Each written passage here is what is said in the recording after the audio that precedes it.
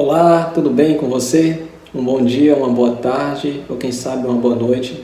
Depende do momento que você estiver ouvindo esse vídeo aí, tá bom? Hoje nós vamos estudar a nossa lição 20 do nosso estudo bíblico online. Hoje finalizaremos essa etapa de estudo bíblico e a lição vai ser postada aí para você, tá bom? E você pode assistir em oração e em estudo com a Bíblia aí do seu lado, ok? Para início de conversa, nós vamos fechar os nossos olhos e eu convido você a fazer isso e vamos falar com o nosso Deus, pedindo Ele compreensão nesse momento, tá bom? Vamos orar? Querido Deus, Altíssimo Pai, obrigado, Senhor, por ter nos dado o privilégio de ter chegado até aqui. Vamos continuar estudando a Tua Palavra e pedimos ao Senhor que abra o nosso coração e nos conceda a Tua graça e o perdão dos nossos pecados. Em nome de Jesus. Amém. Muito bem, meu amigo, muito bem, minha amiga. Vamos estudar hoje sobre a nova terra. Vamos aprender um pouquinho o que Jesus falou sobre a nova terra e o que a Bíblia tem a dizer sobre esse novo ambiente que Deus preparou para cada um de nós. A nossa primeira pergunta é o seguinte: o que a Bíblia diz sobre a vida futura? E aí? O que você acha? Será o que a Bíblia tem a nos dizer sobre a vida futura? Eu vou pegar a minha Bíblia aqui.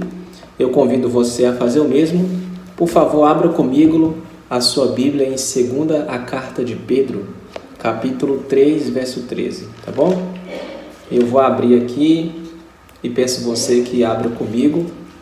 Na 2ª carta de Pedro, capítulo 3, versículo 13, diz o seguinte: Nós, porém, segundo a sua promessa, esperamos novos céus e nova terra, nos quais habita a justiça. Olha que interessante. Deus preparou um lugar para cada um de nós, onde a justiça e a paz será a ordem do dia.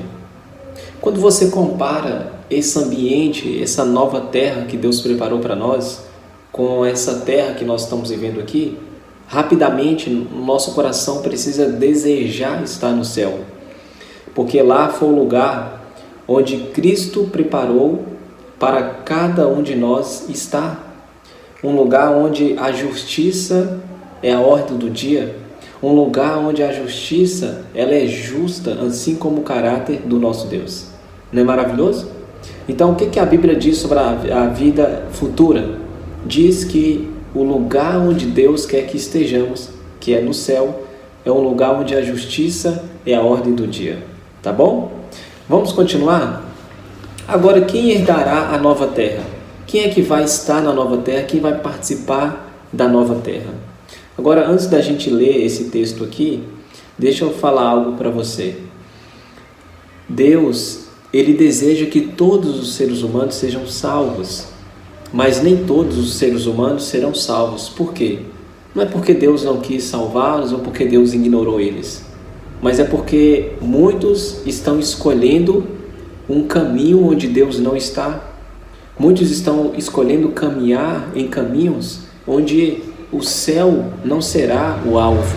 Você entendeu? Então é preciso colaborar com os planos, com os desígnios de Deus, para que assim nós possamos continuar caminhando em direção à nova terra, à nova Jerusalém. Agora, voltando aqui para a nossa pergunta, quem herdará a terra? Quem herdará a nova Jerusalém? Quem é que vai estar na nova Jerusalém? Vamos abrir lá em Mateus capítulo 5, versículo 5, tá bom? Vou abrir aqui no Evangelho de Mateus, capítulo 5, verso 5. Você pode abrir comigo, você que está com a sua Bíblia, ok? Mateus capítulo 5, verso 5, diz assim: Bem-aventurados os mansos, porque herdarão a terra. Olha que interessante. Quem é uma pessoa mansa? E como nós podemos caracterizar uma pessoa mansa? Uma pessoa mansa é aquela que tem um coração puro, um coração que foi transformado, moldado por Deus. E principalmente uma pessoa mansa é uma pessoa que tem um caráter semelhante ao de Cristo, um caráter que foi moldado pelo Senhor.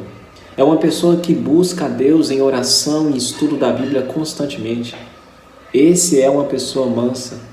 Uma pessoa que não vive uma vida de egoísmo, mas ela se prende para não fazer com que as ações prejudiquem outras pessoas. É uma pessoa que não vive uma vida egoísta, voltada para si, mas vive ajudando as pessoas como Cristo assim fez. Ou seja, esses são os mansos que herdarão a terra. E uma pergunta para a nossa reflexão: será o que falta para que nós sejamos mansos de coração? Uma pessoa semelhante a Cristo, uma pessoa semelhante ao nosso Deus, segundo a imagem e semelhança dele. Porque são os mansos com essas características que herdarão a vida eterna. Tá bom? Vamos aqui para uma outra pergunta. Para onde os salvos serão levados por ocasião da volta de Jesus e quanto tempo eles permanecerão lá? Anteriormente a gente falou sobre a volta de Jesus e lá em Apocalipse capítulo 6 menciona que quando Jesus voltar, os mortos que morreram salvos, eles vão ressuscitar. Seja onde eles forem enterrados, seja no cemitério, ou no fundo de uma casa, ou numa beira de uma estrada, não importa o lugar. O importante é que a pessoa que faleceu que ela tenha falecido salva, crendo na esperança da volta de Jesus e tendo Ele como centro. Quando Jesus voltar, aqueles que morreram salvos ressuscitarão, aqueles que estarão vivos salvos serão transformados, vão se ajuntar os vivos salvos com os vivos, com os que ressuscitaram salvos, e eles vão ficar 1000 anos no céu. Estarão 1000 anos no céu, e durante esses 1000 anos, eles vão ter acesso aos registros daqueles que morreram perdidos, e Deus estará esclarecendo para eles o porquê de muitos ter perdido a salvação e o porquê de muitos ter se salvado. Você entendeu? É isso que está acontecendo e que vai acontecer, na realidade que vai acontecer no céu, tá bom? Então, para onde vão os salvos quando Jesus estiver voltando? Eles vão para o céu e vão permanecer lá um período de 1000 anos, ok? Agora, o que vai acontecer no céu durante os 1000 anos? Eu já dei um detalhe acerca dessa pergunta. O que vai acontecer no céu durante os 1000 anos? Durante os 1000 anos, lá no céu, os salvos, eles vão estar participando do juízo com Deus, da segunda fase do juízo. Eles vão ter acesso ao registro daqueles que perderam a salvação. E Deus vai estar esclarecendo tudo para eles acerca daquelas pessoas e deles mesmos. Certo? Agora, o que vai acontecer na terra durante os 1000 anos? Essa é uma pergunta importante. E para respondê-la, eu queria que você abrisse a sua Bíblia em Apocalipse capítulo 20, versículo 1 a 3, e depois vamos ler o verso 5, certo? Então, abra sua Bíblia comigo lá, por favor. Apocalipse, capítulo 20, versículo 1 a 3, ok? Vamos ler? Diz assim: Então vi descer do céu um anjo, tinha na mão a chave do abismo e uma grande corrente. Ele segurou o dragão, a antiga serpente, que é o diabo e Satanás, e o prendeu por 1000 anos. Agora o verso 3. Lançou no abismo, fechou e pôs selo sobre ele, para que não mais enganasse as nações, até se completarem os 1000 anos. Depois disto é necessário que ele seja solto por pouco tempo. Vamos pular para o verso 5. Os restantes dos mortos não reviverão, até que se completasse os 1000 anos. Esta é a primeira e segunda, é a primeira ressurreição. Tá bom? Então, vamos aqui agora para a nossa pergunta. O que vai acontecer na terra durante os 1000 anos? Aqui na terra, durante os 1000 anos, os corpos daqueles que ficaram vivos, perdidos, esses corpos dessas pessoas vão estar espalhados sobre a terra vai estar totalmente desolada e como se tivesse sido abandonada. Nada vai estar de pé nesse momento e se tiver vai estar destruído. Satanás vai estar aqui na terra enquanto os salvos vão estar 1000 anos no céu. Aqui na terra, como os ímpios ainda não ressuscitaram, Satanás ele não vai ter ninguém para tentar. E essa a prisão circunstancial que diz em Apocalipse 20, do 1 ao 3. Essa prisão circunstancial, ela envolve que Satanás não terá ninguém para tentar durante esses 1000 anos, certo? Então aqui na terra, Satanás vai estar preso, ou seja, não vai ter ninguém para tentar, só vai ter ele e os corpos daqueles que estarão mortos na superfície da terra. E no solo da terra embaixo estará aqueles ímpios que perderam a salvação ainda enterrados. Enquanto no céu, os salvos participarão da segunda fase do juízo com Deus, tendo ali em mãos o registro daqueles que perderam a salvação. Tá bom?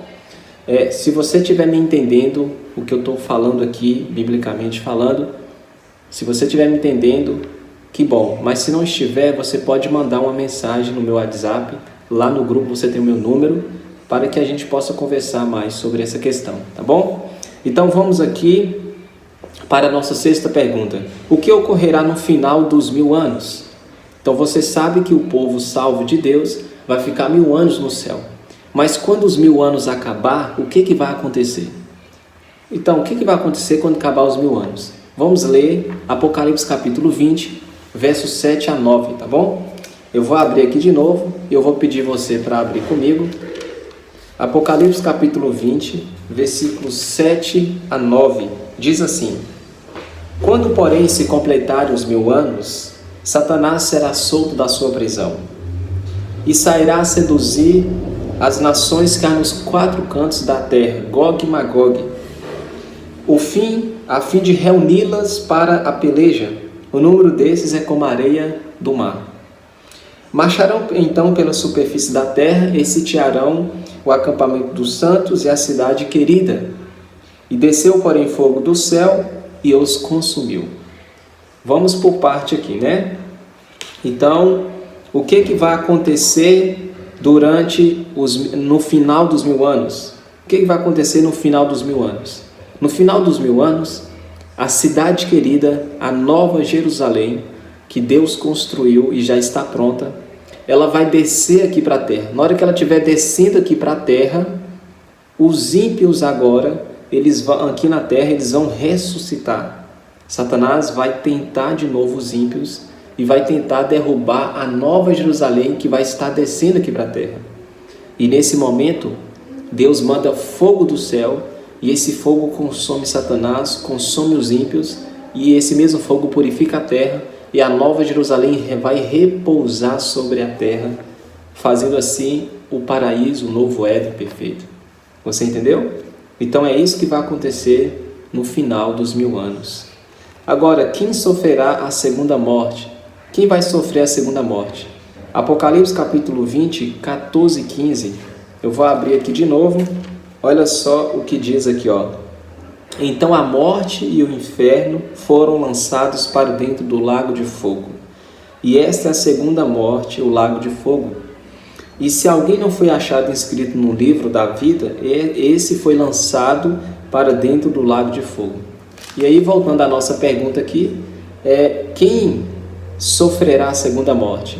Aquele que não tiver o nome escrito no livro da vida. Entendeu? E talvez você esteja se perguntando, então como é que eu faço para ter o meu nome escrito no livro da vida? Você precisa continuar acreditando em Cristo, tendo Ele como seu Salvador, como Senhor da sua vida, obedecendo os princípios de Deus e os seus mandamentos e vivendo uma vida santificada, uma vida onde Cristo é a direção, onde Ele é o governo e não você. Aí sim, estaremos com o nosso nome no livro da vida. Tá bom? É assim que acontece. Porque todos aqueles que terão o nome escrito no livro da vida, esses estarão com Deus não só 1000 anos, mas a eternidade inteira. Certo? Pensa nisso. Agora, a nossa pergunta 8. Quem viverá a eternidade com Cristo? Quem é que vai viver a eternidade com o Salvador? Vamos lá em Apocalipse, capítulo 22, verso 12 a 14. Vamos lá, Apocalipse capítulo 22, versículo 12 a 14. Diz o seguinte: Eis que venho sem demora, e comigo está o galardão que tenho para retribuir a cada um segundo as suas obras. Olha o verso 13. Eu sou o Alfa e o Ômega, o princípio, o primeiro e o último, o princípio e o fim. Bem-aventurado aqueles que lavam as suas vestes no sangue do Cordeiro, para que eles assistam direito à árvore da vida e entrem na cidade pelas portas. Então, quem passará a eternidade com Cristo? Aqueles que lavaram a vida no sangue do Cordeiro, ou seja, aqueles que olhou para a cruz de Cristo e viu que Jesus morreu por ele e aceitou esse sacrifício e viveu segundo a vontade do Senhor. Esses terão o direito de estar com Cristo na eternidade. Você aceita o sacrifício de Cristo na cruz por você? Você entende que Ele morreu para salvar a sua vida também?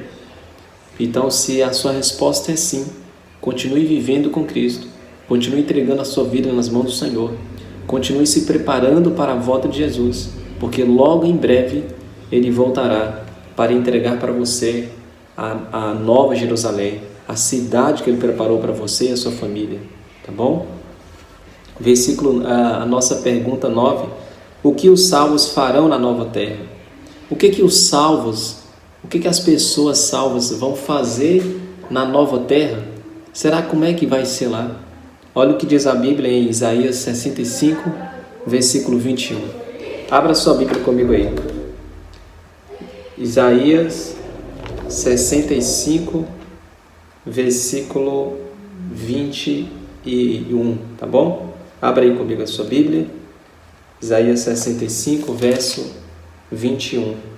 Diz o seguinte: eles edificarão casas e nelas habitarão, plantarão vinhas e comerão o seu fruto. Olha que interessante. Então, na Nova Jerusalém, as pessoas terão acesso às suas coisas, elas plantarão, construirão as suas casas. Não é um trabalho fadigante na qual será lá realizado, mas é um trabalho suave, com deleite, com amor você fará isso. E você terá o nosso eterno Deus ao seu lado para te ajudar e para estar com você. Não é maravilhoso? Então até no céu você terá o seu trabalho, mas não é um trabalho fadigante no qual temos hoje aqui na terra, mas é um trabalho amoroso no qual faremos com muito amor e com muito deleite, com muita alegria para o Senhor. Não é maravilhoso? Tudo isso e muito mais você terá acesso na eternidade com Deus. A nossa última pergunta: o que significa habitar na presença de Deus? O que significa estar na presença do Senhor? Então, vamos abrir lá no Salmo 16, versículo 11, tá bom? Salmo 16, e a gente vai ler o versículo 11. Eu convido você a abrir comigo no Salmo 16, verso 11, para juntos analisarmos e entender o que significa estar na presença do Senhor. Olha só, o Salmo 16, verso 11 fala o seguinte: tu me farás ver os caminhos da vida, na tua presença a plenitude de alegria, na tua destra delícias perpetuamente. O que significa estar na presença de Deus? Significa viver em paz, viver com alegria, viver eternamente ao lado do Senhor, sem se preocupar com o tempo ou com o horário. Porque na eternidade, tempo e horário é o que você mais vai ter. Então, meu querido amigo e minha querida amiga, Deus tem uma casa e uma morada e uma nova terra preparada para você. Não se preocupe com as circunstâncias aqui dessa terra. Saiba que o sofrimento, por mais que ele seja grande, ele vai passar. E logo em breve, você estará no lugar onde Deus sempre quis que você estivesse, que é ao lado dele, na Nova Jerusalém. Você aceita estar com Deus na Nova Jerusalém? Você deseja viver com Cristo a eternidade? Em um lugar onde você não vai precisar se preocupar com o pranto, com a luto e com a dor? Você deseja? Se for o seu desejo, feche os seus olhos. Eu quero orar com você. Querido Deus, muito obrigado porque hoje estudamos sobre a Nova Jerusalém. Descobrimos que existe um lugar maravilhoso que o Senhor preparou para cada um de nós. Tome em teus braços os meus irmãos e os abençoe, Senhor. fazendo com que eles possam decidir entregar a vida a Ti, através, Senhor, da Bíblia e da Tua Palavra. Toma-os em Teus braços e os abençoe, em nome de Jesus. Amém.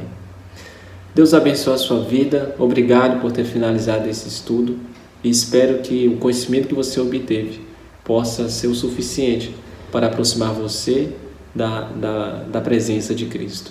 Um abraço carinhoso e que Deus abençoe.